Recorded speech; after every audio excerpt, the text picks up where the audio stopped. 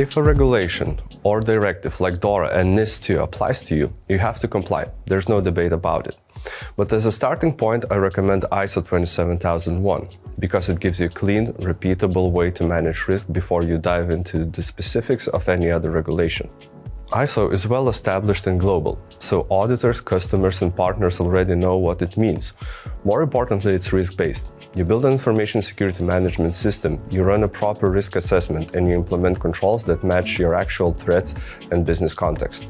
When ISO is implemented properly, you've already put into place many of the building blocks newer frameworks expect, such as asset inventories, access control, vendor due diligence, etc. When the foundation is solid, all the additions feel like refinements instead of complete transformation. The result is faster audits, clearer evidence, and far less disruption for the employees. When it comes to DORA, multiple key elements need to be in place from the start. You should begin with the internal audit cycle. Pick a scope, sample a few controls, and write a report what actually happens versus what the policy says should happen. The biggest value of this comes from the corrections and the fact that leadership reviews them. After that, you put this report inside Digital Operational Resilience Strategy. It's a single place that explains which services are truly critical, how much downtime you can tolerate, who makes decisions in the crisis, and which dependencies you rely on to ensure operations. From there, the strategy comes to life through the testing program. Run business continuity and disaster recovery exercises, often enough that people know the playbook without thinking. Mixed formats, tabletop discussions to rehearse decisions, technical failovers to prove the mechanics, and data recovery drills to check that what you think is backup actually restores a usable integrity within the timing you promised to customers. Add penetration testing on an agreed schedule and be clear about how you select the supervised external testers. Then, be ready to produce clean incident report and your ICT third-party register.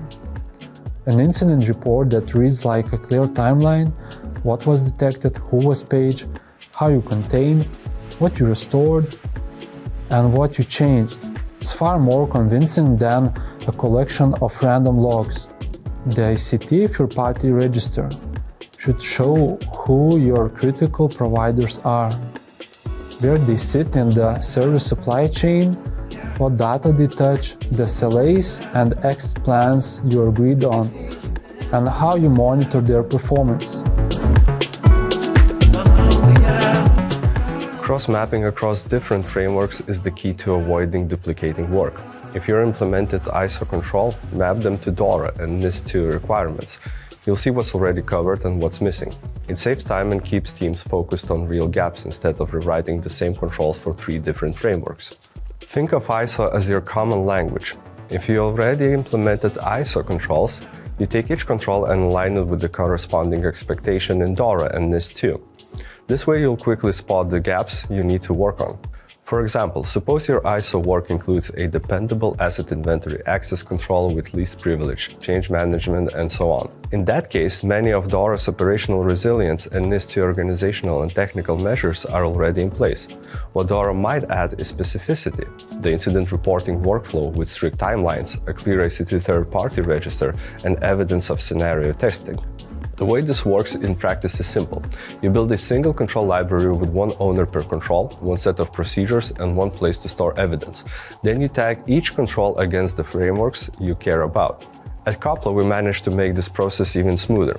Our solution automatically cross-maps controls for each framework and identifies the gaps, saving a lot of time and resources.